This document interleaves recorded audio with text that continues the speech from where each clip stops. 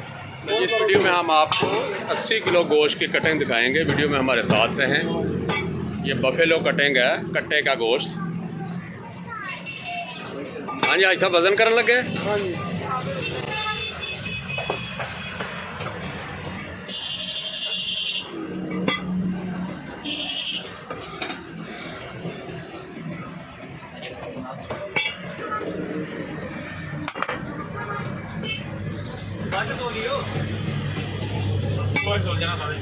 अच्छा, 40 किलो करना ना भाई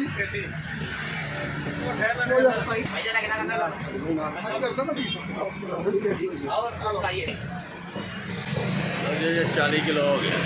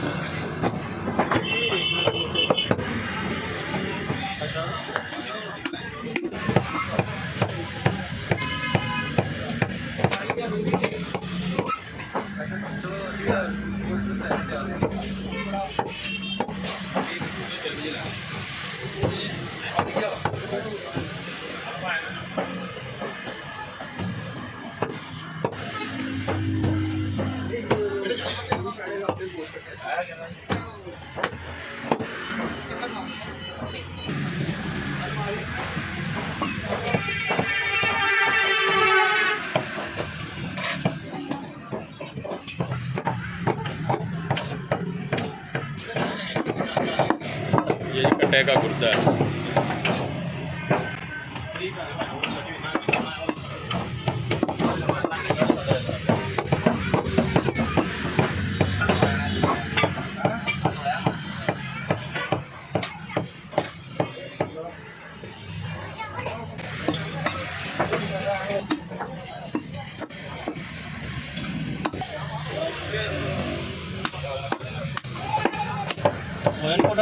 नहीं सारे मना कर दिया भाई,